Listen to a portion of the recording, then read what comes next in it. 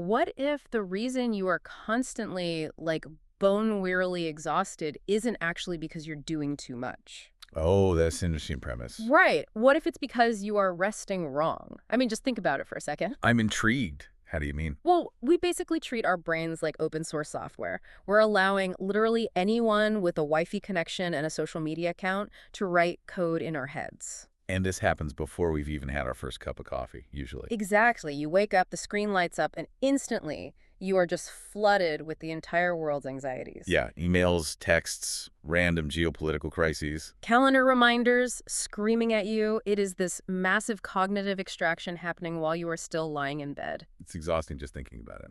It really is. And if you are someone who, loves to learn, who prides yourself on staying informed, you feel this friction daily. Oh, absolutely. It's a relentless tax on your attention. So today we are looking at a really fascinating piece from a publication called G.l.o.w.r.i.s.e. A great source. Yeah, it was published today, actually, April 24th, 2026. The article is titled The Inner Sanctuary, and it tackles this specific modern paralysis head on. Which is so needed right now. Okay, let's unpack this. Because our mission for today's deep dive is to decode the architecture of what they call the soft life. Right. We are going to figure out how to build this so-called inner sanctuary, and more importantly, how the mechanics of this philosophy serve as a shortcut to profound fulfillment. Instead of just becoming another, dreaded optimization chore on your massive to-do list. Exactly. We don't need more chores. No, we don't. Yeah. And I think it is incredibly timely to examine this framework. Right. We exist in this attention economy that relentlessly demands our outward focus. Every waking minute, it feels like. Yeah, every app, every platform, every billboard is literally engineered to hijack your gaze. It's a battle for your eyeballs. It is. And what's striking about the G.l.o.w.r.i.s.e. material is that it does not offer those, vague, generic wellness platitudes. Right. It's not just take a bubble bath and smile. Exactly. It doesn't just tell you to take a deep breath. It provides a highly structured methodology for reclaiming your internal landscape. Which the author astutely terms the relentless current of modern life. That's the phrase, yes. The piece argues that in an era of hyperconnectivity, the most radical, profound journey you can undertake is the inward one. And we desperately need a framework for that. Because right now, that relentless current just feels like drowning for most of us. Treading water at best. Yeah, the default state is definitely treading water. So let's look at the actual blueprint G.l.o.w.r.i.s.e. proposes here, this whole concept of the inner sanctuary. Where do they start? Well, the most crucial distinction they make right out of the gate is that this sanctuary is not geographic. Oh, so it's not a place. Right. It is not about booking a 10-day silent retreat in Costa Rica or, soundproofing a spare room in your house. Though that does sound nice. It sounds amazing, but not realistic for most of us. They define it instead as a nurtured state of being. And they use this phrase, a gentle anchor. A gentle anchor. I like that. Yeah, it really made me think about how poorly we manage our cognitive bandwidth. We're terrible at it. Think of your attention like your smartphone's battery. Every open tab, every looming unread message, every notification. They're all background apps just draining your reserves. Exactly, draining the battery. So building an inner sanctuary isn't about throwing the phone in the ocean. Which is tempting. Very tempting. But it is about aggressively managing which of those cognitive apps get background refresh privileges. You have to establish some limits. You have to restrict access. It's like your mind is a house. You wouldn't just leave your front door wide open for strangers to walk in and start yelling in your living room. No, that would be terrifying. Right. But we let our digital lives do exactly that to our brains. We invite the yelling in. We do. But I do want to throw a little pushback at this premise, just to play devil's advocate. Let's hear it. When you read about cultivating a gentle anchor, protecting your moments of stillness, there is a cynical part of the brain that wonders something. Is the soft life just a highly aestheticized, beautifully branded excuse to check out? I see. Are we just glorifying taking naps and avoiding our real-world responsibilities? What's fascinating here is how deeply ingrained our guilt around non-productivity really is. We feel so guilty when we aren't doing something. We really do. The hustle culture of the past 2 decades has totally conditioned us to conflate stillness with apathy, or even laziness. Like if you're resting, you're failing. Exactly. Yeah. We assume that if we're not actively producing output, generating capital, or optimizing our time, we are falling behind. So how does G.l.o.w.r.i.s.e. dismantle that? To dismantle that cynical view, we have to examine the specific terminology G.l.o.w.r.i.s.e deploys. They don't call this resting. What do they call it? They call it sovereign self-care. Sovereign self-care. That feels weighty. It is. That adjective sovereign is doing massive conceptual work there. How so? Well, in a geopolitical sense, sovereignty implies ultimate authority, autonomy, and the power to govern one's own territory. Right, like a sovereign nation. Exactly. So when applied to the mind, it shifts self-care from a passive retreat to an active, defensive declaration. Oh, wow.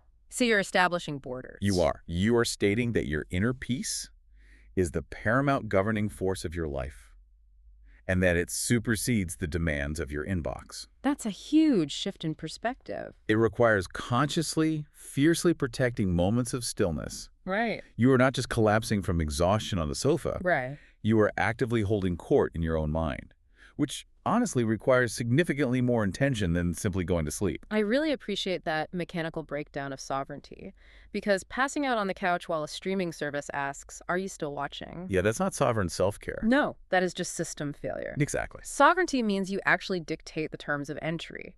So if this sanctuary is a governed state of being, we have to look at how G.l.o.w.r.i.s.e actually instructs us to build those borders. What's step one? The first phase they outline is all about de-escalating the noise. And they use two distinct levers for this: Okay, what are they? mindful disconnection and sensory immersion. Mindful disconnection. So the border wall. Yes, the border wall, stepping away from the digital influx. But they don't just say, put your phone away. That's too vague. Too easy to ignore. Right. They suggest highly specific, bounded parameters, like an hour before bed with 0 screens. Harder than it sounds. Much harder. A technology-free meal where the phone isn't even in the room, or taking a completely silent walk. And we really have to talk about the psychological friction of actually doing that. Because it sounds peaceful, but it's actually kind of awful at first. Yes. Mindful disconnection sounds beautifully simple on paper, but neurologically it is akin to withdrawal. Withdrawal. Wow. Truly, when you abruptly halt the flow of infinite data and algorithmically generated dopamine hits, you create a massive cognitive void. And the brain doesn't like that void. Human nature, and especially the modern human brain, absolutely abhors a vacuum. So what happens if you just sit there? If you just lock your phone in a drawer and sit in a chair, your default mode network will likely go into overdrive. You start spiraling. Exactly. You'll start looping through anxieties, rehearsing arguments that haven't even happened yet. Or mentally drafting your grocery list for the 4th time. Right. The brain is frantically searching for the next stimulus. Which is exactly why the next lever is so critical, because you can't just evict the noise and leave the mental room completely empty. The anxiety will just move right back in and set up camp. It will. That is where G.l.o.w.r.i.s.e introduces sensory immersion. Ah, okay. This is the act of anchoring yourself in immediate physical reality, using your physical senses to override that panic response. Like grounding techniques. Yes, exactly. Like really savoring the complex aroma of a morning tea, or focusing on the physical weight and texture of a soft blanket. Bringing it back to the body. Yeah, even just observing the literal physics of how natural light shifts across your floorboards in the afternoon. That sounds lovely. It's about trading the infinite, flat, cold nature of the digital world for the bounded, textured, highly specific nature of the physical world. That contrast is so important. G.l.o.w.r.i.s.e posits that this isn't just about feeling cozy. It's an actual mechanism to transform routine moments into experiences of gentle joy. You are giving your brain a physical landing pad so it doesn't crash. Precisely. The sensory immersion is the biological hack that makes the disconnection sustainable. It gives you something to hold on to. Right. When you focus intensely on the temperature of a teacup, you are forcing your nervous system to process present tense physical data. You're pulling yourself into the right now. And you cannot simultaneously be fully immersed in the tactile sensation of the present and spiraling about an email from yesterday. The bandwidth just isn't there. Exactly. The brain simply cannot allocate its resources that way. This combination, creating the void through disconnection and immediately filling it with tangible reality. That's the secret sauce. It is the exact mechanism that decompresses the nervous system. You are teaching your body that it is safe to not be anticipating the next external threat or reward. But here is the catch. There's always a catch. Once the nervous system is decompressed and you are sitting there holding that warm tea, the silence can still be incredibly intimidating. Because you're alone. You are suddenly alone with the person you probably spend the most time avoiding yourself. That is a very confronting moment. It is, and that discomfort is exactly why G.l.o.w.r.i.s.e transitions from the external environment to the internal architecture. Moving inward. Right. This leads to the next two pillars: intentional reflection and cultivating curiosity. Let's break those down. What does intentional reflection look like here? It involves journaling, meditation, and structured contemplation. Standard practices, really. Yes, but what separates this from just standard diary writing are the specific diagnostic questions G.l.o.w.r.i.s.e prompts the reader to ask. They give you prompts. Yeah, and two of them stood out as particularly sharp. The first is, what truly brings me peace? Oh, that's good. And the second is, where can I infuse more grace into my day? Those questions are surgical. Surgical is the perfect word for it. They aren't asking, how can I be more productive today? Or how can I fix my endless flaws? Right, it's not about optimization. Asking what brings you peace forces a radical audit of your daily habits. It highlights the relationships, tasks, or environments that are secretly draining you. It forces you to be honest with yourself. And that concept of infusing grace is particularly challenging for high achievers. Oh, absolutely. We're so hard on ourselves. Grace, in this context, implies forgiveness, ease, and really letting go of rigid perfectionism. It asks where you can afford to be less severe with yourself and with others. Here's where it gets really interesting for me. Okay, lay it on me. The reflection part is about auditing your internal state, right? But the next step, cultivating curiosity, is about how you engage with the world from that new baseline. How do they suggest doing that? G.l.o.w.r.i.s.e describes this as adopting a beginner's mind. A beginner's mind, meaning no expectations. Exactly. Reading a book purely for the narrative pleasure. Observing intricate patterns in nature without trying to, photograph them for content. Not everything has to go on social media. Right. Or learning what they call a gentle skill. I think this concept of the gentle skill is quietly the most radical idea in the entire piece. A gentle skill. Like what? Well, think about it like a garden. Disconnection is pulling the weeds, but reflection and curiosity are planting the seeds. I like that analogy. And we have been completely conditioned by the current economic landscape to view our free time as unmonetized inventory. Oh, 100%. It's the side hustleification of everything. Exactly. We learn to code to boost our earning potential. We learn a language to be competitive in a global market. If you have a hobby, society demands you turn it into a business. Yes, you like baking. Open an Etsy shop. You like talking. Start a podcast. Guilty as charged. Right. But learning a gentle skill like terrible watercolor painting or knitting a really lopsided scarf with zero intention of ever getting good enough to sell it. Doing it just to do it. That is a direct rebellion against the commodification of your soul. It is a profound rebellion. The tragedy of the side hustle era is that it totally destroyed our tolerance for being bad at things. We feel like we have to be experts immediately. When you approach a gentle skill with a beginner's mind, you are engaging in neuroplasticity purely for the joy of the challenge. They're just playing, really. Yes, you are separating your self-worth from your output. The internal mechanics of this are deeply restorative. Because there's no pressure. Right. When you learn to knit without a monetization strategy, you are proving to your own psyche that your value is not inherently tied to your productivity. That is huge. It is the ultimate antidote to the pervasive cynicism of modern life. You are expanding your inner landscape so that your actions align with your actual humanity, not just your economic utility. It's the maintenance work of the sanctuary. Exactly. The walls of disconnection keep the noise out, but curiosity and reflection are what actually make the sanctuary worth living in. So what does this all mean? Let's ground this in reality for a second. Always a good idea. We have conceptualized this inner sanctuary. You have established your borders. You are managing your cognitive battery. You're drinking your tea. You're drinking your tea. You're asking yourself surgical questions about grace, and you're painting terrible watercolors. Sounds like a nice Tuesday. It does. But what is the actual payoff for you, the listener, who still has to navigate a high-pressure world? Because the rent still has to be paid. Exactly. The rent is due, the deadlines are looming, the geopolitical crises are still happening on the news. You can't hide forever. G.l.o.w.r.i.s.e does not ignore this. They map out the transition from this internal protected state back into external reality. What do they call that? They call it the ripple effect. The ripple effect. The ultimate manifestation of this work is living the soft life. It fundamentally changes how you interface with the world. So it changes your reactions? Yes, you begin responding to challenges with clarity, rather than reacting out of panic. That's a vital distinction. You deepen your relationships because you are showing up as an authentic, centered human being, rather than a frantic, stressed-out avatar of yourself. Nobody likes the frantic avatar. No. And most importantly, it completely rewires your output.